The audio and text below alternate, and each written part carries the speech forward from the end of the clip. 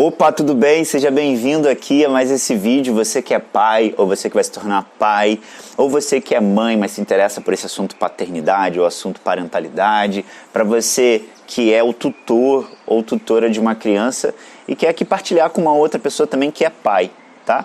Então, seja bem-vindo a mais um episódio dessa série Paternidade em Construção. E para você que está chegando aqui agora na série, eu vou dizer assim, ó, clica aqui ou aqui no card para você acompanhar a série do início, no primeiro episódio, e aí você depois ir vendo ela pouco a pouco, tá bom? Inclusive a gente vai colocando alguns outros cards aqui que possam ser úteis para você no decorrer desse vídeo, que estão aqui espalhados pelo canal, mas podem contribuir com entendimento ou desenvolvimento de alguma capacidade, tá bom?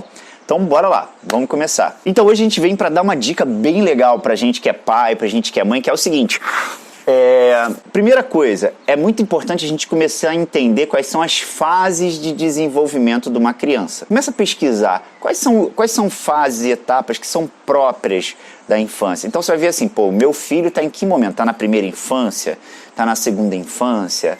É um pré-adolescente, né? E aí você vai começar a entender primeiro, identificar que fase assim, geral que ele está, né? Essas fases são fases muito grandes, né? Que levam anos. E dentro dessas pequenas fases, qual etapa ali do processo de desenvolvimento da criança ela está vivendo, né? Porque a gente vai ter ali os vários desenvolvimentos, né? Então a criança ela está desenvolvendo, por exemplo, algumas etapas que são desenvolvimento fisiológico, ou seja, físico do organismo dela.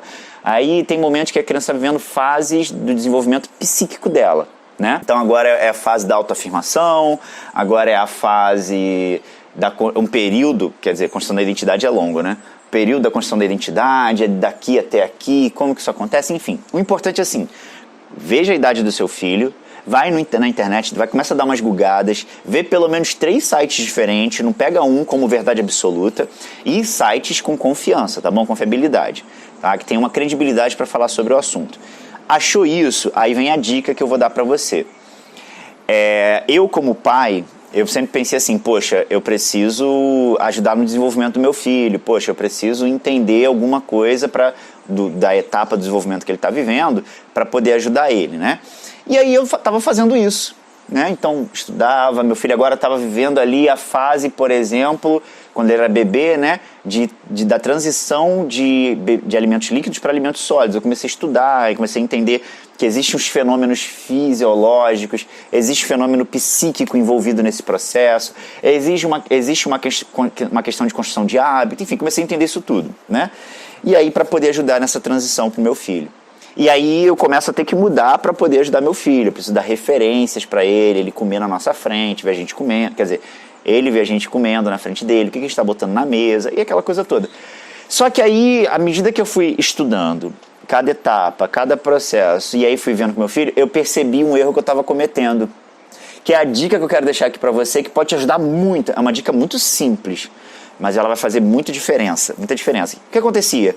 A fase começava a acontecer, e aí eu começava a estudar sobre ela. E aí eu estudando, e aprendendo, estudando, e atendendo, pum, a fase passava. E aí que eu percebi qual foi o grande erro, eu preciso começar a estudar as etapas do desenvolvimento do meu filho antes dela acontecer. Por quê? Se liga. Por quê? Não é porque eu comecei a ler que quer dizer que eu estou entendendo ela. Eu comecei a ler sobre, comecei a ver vídeo, comecei a ouvir podcast, e aí não quer dizer que eu estou sacando como é que ela é. Eu estou começando intelectualmente a processar.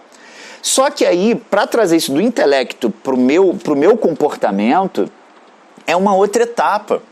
E a gente não consegue traduzir no nosso comportamento alguma coisa que a gente só começou a entender da perspectiva intelectual. A gente começou a ouvir informação. Ver informação não quer dizer que a gente vai conseguir já ter aquele comportamento, aquele hábito. A gente precisa de um tempo.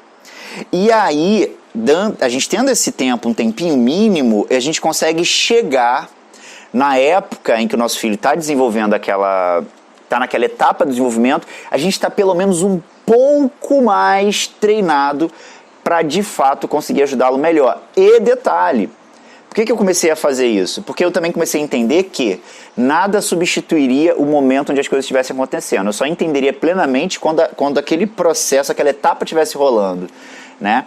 Mas era muito mais inteligente começar a estudar isso antes da fase do desenvolvimento começar, porque eu teria tempo de intelectualmente processar, porque às vezes a gente precisa ler 1, 2, 3, 4, ouvir, ver e tal. Aí a ficha cai, a gente vira a chave na nossa cabeça e depois eu preciso começar a construir isso em mim, desenvolver isso em mim, né?